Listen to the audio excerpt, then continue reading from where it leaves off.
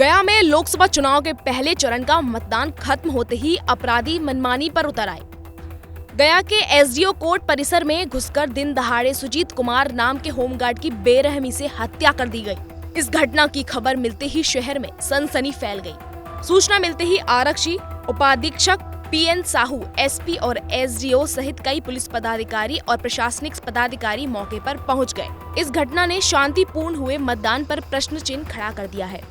आखिर किस वजह से विष्णुपद क्षेत्र के रहने वाले सुजीत कुमार की हत्या चाकू से गोदकर क्यों कर दी गई? गृह रक्षक सुजीत कुमार के बड़े भाई अजीत कुमार ने बताया कि बेलागंज में इलेक्शन ड्यूटी से बीती रात लौटे थे। कम से कम चुनाव ड्यूटी से लौटने के बाद एक दिन की छुट्टी प्रशासन को देनी चाहिए थी। घटना घटी on duty SDO court ADM कार्यालय में। ये ऑन ड्यूटी थे। कल तो इलेक्शन करा के आए थे, आज ड्यूटी पर गए। आकस में हम तो घर पर थे। घर पर न्यूज आया कि किसी ने उनको छुरा मार दिया है। बस। ड्यूटी पे कहाँ थे? ड्यूटी में एसडीओ कोर्ट। क्या नाम था? इनका नाम सुजीत कुमार था। कब से है ये होमगार्ड में? होमगार्ड में तो बहुत पहले से हैं, माने 89 से है ना। 89 से है। ये बताइए कोई दुश्मनी नहीं, इसे किसी का दुश्मनी नहीं, कोई पारिवारिक ना ऐसी किसी का नहीं। आप उनके कौन है? हम बड़े भाई हैं। आपको सूचना क्या मिला? हमको सूचना मिला कि किसी ने छुरा मार दिया है। परिसर में? हाँ, परसों। हाँ, कितने अपराधी? अब ये तो नहीं पता, सूचना देने वाले ये तो थोड़ा ये बताया कि किसी ने छुरा मार दिया है, वो मेडिकल गए हैं। आपका नाम? मैं दौड़े हम अजीत कुमार हैं। अजीत भैया, ये बताइएगा कि आपने कट का निशान देखा है? आपने तो पूरी हाँ, बॉडी कट का देखी निशान एक है। एक है। हाँ। जो कि चाकू का है। चाकू जैसा प्रतीत होता है। वैसा ही लग रहा है। हाँ। एक ही जगह है। एक ही जगह है। अभी तो सामने से देखने से, अब बॉडी को उलटने के बाद तो इतना, अभी तो मेडिकल रिपोर्ट आने के बाद पता चलेगा। क्या मांग करेंगे? प्रशासन से मांग करेंगे जल्द से जल्द इस पर कार्रवाई की जाए। इस पर ऑन ड्यूटी कोई मारा जाता है तो ये तो अच्छी बात नहीं है। कल ही वो बेला से इलेक्शन करा के रात को 8 बजे लौटे हैं और 10 बजे ऑन ड्यूटी चले गए। तो आदमी एक तो शारीरिक रूप थका हुआ और उनको इस तरह का विश्राम भी नहीं दिया गया। एक दिन का अगर रेस्ट दिया होता तो शायद ये घटना नहीं होती। अगर किसी का प्लानिंग अगर है तो, या किसी का दुश्मनी हो, चाहे किसी का ऐसा होता। जो ड्यूटी पर आया है इलेक्शन करा के, उसको तो कम से कम सरकार को चाहिए था। कितने बाल बच्चे उनके? इनके 3 लड़की हैं। 3 लड़कियां ही हैं? 3 लड़की हैं। हाँ। और अनमैरिड है तीनों बच्चे। और लड़के नहीं? लड़के नहीं हैं।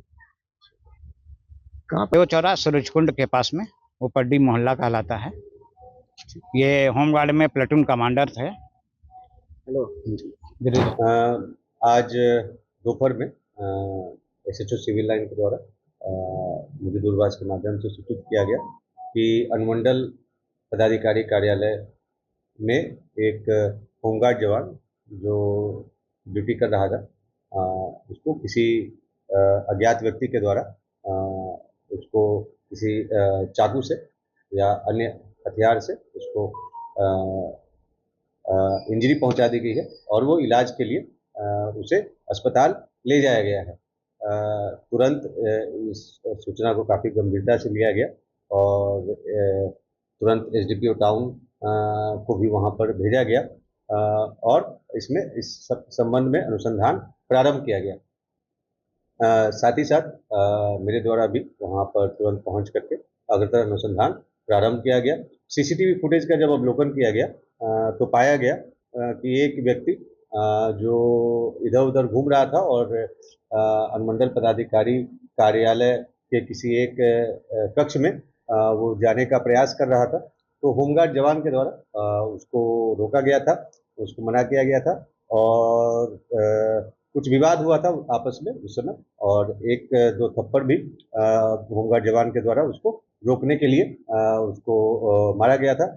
और इसी विवाद के क्रम में जो ये व्यक्ति है, इसके द्वारा अपने पॉकेट से एक कुछ निकाल करके उसको एब्डोमेन में उसके वो मार दिया गया। थोड़ी देर तक जो वीडियो फुटेज से स्पष्ट है कि थोड़ी देर कि उसको जो होमगार्ड जवान को भी एहसास नहीं हुआ कि क्या लगा है, लेकिन वो तुरंत जब खून बहने लगा तो उसको पता चला और वो वहाँ पर कार्यालय के पास गिर गया। यह घटना 3 बजे की है। जो सीसीटीवी फुटेज जो वहाँ से मिलता है उसमें यह घटना 3 बज के लगभग 6-7 सेकंड के आसपास की है।